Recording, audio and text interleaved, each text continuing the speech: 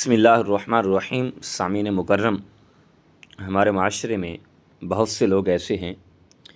کہ بلکہ ایسا سمجھ لیں کہ 90% لوگ ایسے ہیں کہ اپنا پیسہ بینکوں میں جمع کرا دیتے ہیں۔ بینکوں میں پیسہ جمع کرا کے وہاں سے پرافٹ ایک مقرر کیا جاتا ہے کہ ہمیں 2% پرافٹ دیا جائے گا آپ کو، یہ آپ کے پیسے کا کاروبار کیا جائے گا، تجارت کی جائے گی اور اس کا جو منافع ہے وہ آپ کو ملا جائے گا۔ اس بارے شرعی حکم کیا ہے کہ دیکھیں، سب سے پہلی بات تو یہ ہے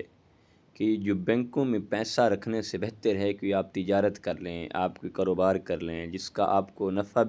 بھی ملے گا، آپ کا رزق بھی حلال ہوگا، آپ سود جیسی لعنت سے بھی بچ جائیں گے۔ یقیناً یہ جو بینکوں میں پیسہ رکھتے ہیں ان کو پرافٹ دیا جاتا ہے، ہم تجارت کر رہے ہیں، ان سے بہتر ہے کہ آپ کی پلاٹ خرید لیں اور پلاٹ خرید کر 1 سال بعد بیچ دیں، وہ آپ کو نفع بھی دے گا اور آپ کو پرافٹ بھی مل جائے گا اس کا، اور اس میں ہے کہ آپ کا رزق بھی حلال ہے۔ اور یقیناً ہمارے معاشرے میں جو بینکوں میں جمع کیا جاتا ہے، پیسہ رکھا جاتا ہے،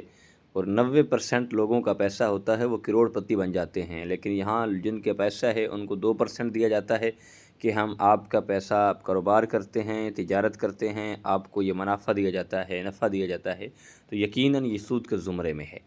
یعنی اس کو ہم نے فکس کر لیا ہے کہ آپ نے ہمیں اتنا دینا ہے، تو یقیناً یہ سود ہے۔ ہم سود یعنی پیسے کا ایک پرافٹ سود لے کر ہم کھا رہے ہیں۔ جب ہم سود لے کر کھائیں گے تو ہمارے رزق میں برکت نہیں ہوگی، ہمارے کاروبار میں برکت نہیں ہوگی، ہمارے گھر میں فساد جھگڑے ہوں گے، کیونکہ ہمارا رزق بھی حلال نہیں ہے۔ اور یقیناً یاد رکھیں، یہ بینکوں سے مختص کرنا یعنی مقرر کرنا اور پھر ان کا پرافٹ لینا، یہ سود کے زمرے میں ہم لے کر کھا رہے ہیں، تو ہمیں اس سے بچنا چاہیے۔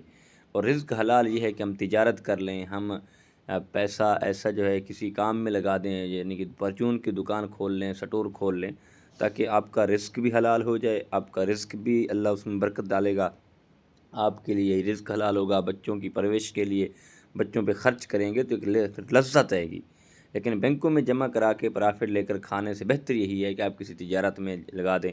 اور سود سے بچیں، سود سے اولاد کو بچائیں۔ سود ایسی بہت بڑا گناہ ہے، اللہ پاک میں دین سمجھنے کی اور اس پر عمل کرنے کی توفیق عطا فرمائے۔